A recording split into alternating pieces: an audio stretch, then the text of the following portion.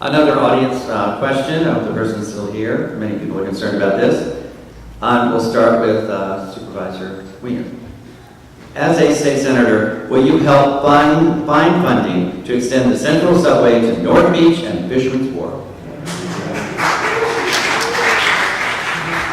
I submitted that question myself. Yes, absolutely, that and more. San Francisco, there's this mantra that we somehow started growing when Twitter went into mid-market in 2011 after Supervisor Kim and I both supported the mid-market tax zone. But San Francisco has actually been growing since the early 1980s. For 35 years we've been growing. And San Francisco has 200,000 more people today than we had in 1980. And yet after we opened the BART system and the Market Street subway in the 1970s, can you even imagine what it would be like without BART, without the Market Street subway?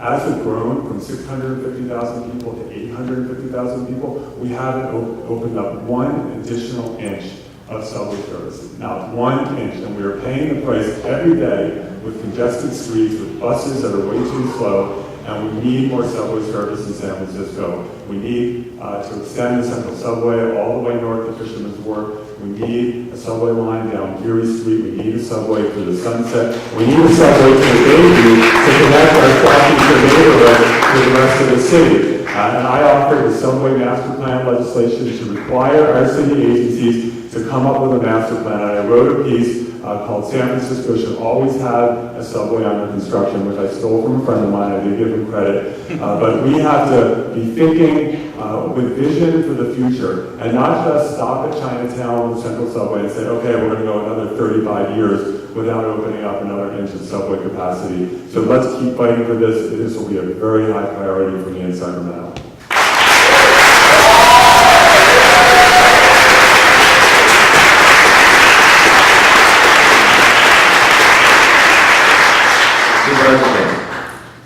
Similar to Supervisor Wiener, I've been a strong supporter of Central Subway since my time as an organizer at Chinatown Community Development Center in 2001 when we attended countless meetings and fought countless opposition to building a tunnel to a neighborhood where 90% of its residents do not own a car. These are the very types of neighborhoods like the Tenderloin in Chinatown, where the vast majority of residents don't own vehicles, get around by walking and taking meaning that we should be building more transit infrastructure for, and I'm excited that you're finally building the Central Subway.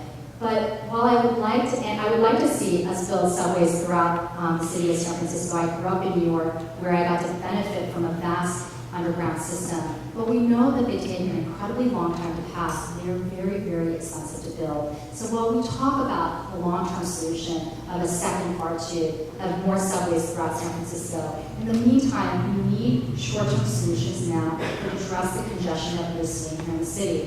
One of the things that we do know is that one of the best ways to get people out of their car is actually not to get them onto Muni, to get them on their bikes. And that is why I have been fighting for and pushing for more protected bike lanes throughout the city of San Francisco.